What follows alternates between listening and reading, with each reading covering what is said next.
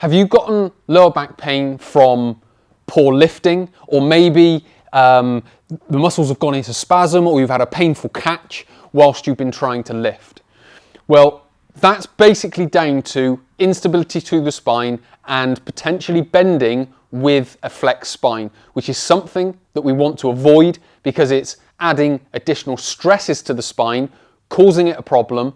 Whereas if we can maintain proper position of the spine, we're keeping those stresses to a minimum on that area. So number one, it can rehabilitate itself after lower back pain. And then number two, it can, in some respects, minimize the risk from it happening in the future. No matter what you do, whether it's exercise or lifting kettlebells, but any lifting puts load on the spine. So whether that's at home or, as I've mentioned, at the gym doing lifting exercises.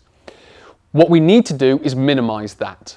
And how we can do that is by using the proper technique and the proper posture to be able to do that. And that's what we're going to explore in this tutorial. So we're going to look at lifting with a flexed spine and talk about what's happening to it. And then we're going to talk about lifting with a neutral spine, and again, talk about what's happening then. If you're struggling with lower back pain and you need some help, just click the link below and you'll go through to how to overcome lower back pain, coaching and consultation. So all you do, go onto the page, enter your details, click submit, you'll be sent 2 questionnaires, fill those out, submit them, they'll come to me, I'll read them, we'll then get you booked in for your consultation, and then we'll start talking about your rehab plan. Once we've gone through in the consultation, I'll then formulate that plan, send it to you. You've then got 2 weeks of online support to help you implement it and overcome and begin to overcome your lower back pain. So again, just click the link below and follow the steps. In part 1, we're going to talk about lifting with a flexed spine. Now, I've got a 28 kilo kettlebell here, and I've got that for a specific reason. Because when you lift it's in fact a 27 kilo weight, you put 450 Newton meters of load through your spine. So obviously I haven't got a 27 kilo, but I've got 28. So let's just say 450 Newton meters of load is going through my spine. Now, as I mentioned, when I lift this with a flexed posture like that, then I'm distributing that load and I'm concentrating it in certain areas of my spine. When I come to lifting the same weight but with a better posture, it does something different, but we'll talk about that in the next part. So what we're going to do in this part is talk about coming down into this position and lifting with a flexed spine. Now, this doesn't mean that you're only going to damage your back lifting 27 kilos. You could do it just going down and picking a pen up, or leaning across a desk picking a pen up, whatever it is. Because in that scenario, damage has accumulated, but it's gone under the radar, and then eventually it's hit a tipping point and it's gone. But the same principle applies, that if I use better posture, it doesn't accumulate as quickly or as much. So the back pain then either becomes less frequent or doesn't happen at all. So when it comes to lifting this weight with a flexed spine, we're going to talk about 3 different things. So number 1 is there is what's called an anterior shear happening to the vertebra. Now, the anterior shear, if you can imagine front of the vertebra, back of the vertebra, and then this is the bottom one and this is one above it. An anterior shear force is pulling that vertebra forward.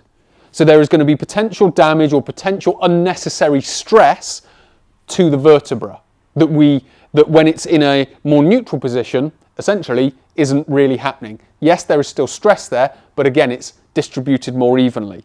So number 1, we've got that anterior shear. Number 2, the extensor muscles that are at the back of the spine, they shut off. So when they shut off, that obviously allows that vertebra to be pulled forward that much more easily. Obviously, when they're activated, it is held back in that position.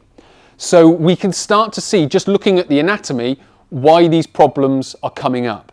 And then the final one, when we look at the disc, we've got the jelly-like fluid in the middle. again, when we go into that flexed position and we go to lift that weight, what's happening to the disc is that fluid is getting pushed to the back of the disc because the vertebra are essentially mechanically squeezing it and squashing it and forcing it to the back. And that's, again, can damage the disc, which can then potentially turn itself into a disc bulge or even a disc herniation. So this is basically the posture to avoid, because with the 28 kilos, as I've said, the forces are the same, but how they are distributed throughout the body is different. And that's what we're now going to look at in part number 2. Now we're looking at lifting with a neutral spine. So again, a lot of people, a bit of a discussion about, should we lift with a flex spine, a neutral spine, so on and so forth. I'm basically saying there is a place for both, but we have to understand that place. When there's weight involved, it's neutral. So again, the position is the same in so much as we're lifting the weight from the floor. The only difference is now we're coming over and maintaining that posture of the spine. And then when we come up, we're maintaining all the way through that movement. So what's happening to the vertebra, what's happening to the muscles, and what's happening to the discs? So, as I've mentioned, when we go down into this position with a flexed posture, that anterior shear is wanting to pull that vertebra forward. When we come down in this position, so this is sort of the second bullet point as well, or the second point of what I've talked about, is when those muscles are active. So when this extensor group becomes active, because we're holding that position all the way down, those muscles create a posterior shearing force. So essentially, all that is happening is the anterior shear of the flex spine wants to pull it forward. The posterior shear of the neutral spine is essentially neutralizing that force and holding it in position. So you've got the anterior shear pulling it forward, you've got the posterior shear pulling it backwards, so essentially it's being held in position. So point 1 is that we've got the anterior shear is being neutralized, and it's being neutralized by point 2, which is the extensor muscles are active, which is creating that posterior shear to pull it and hold it in position and neutralizing the two forces, so they maintain that equilibrium. The third thing is the discs. Again, as I've mentioned, when we flex the spine and when we create force, we're essentially pushing down and mechanically pushing that fluid to the back, or jelly-like fluid, to the back of the disc.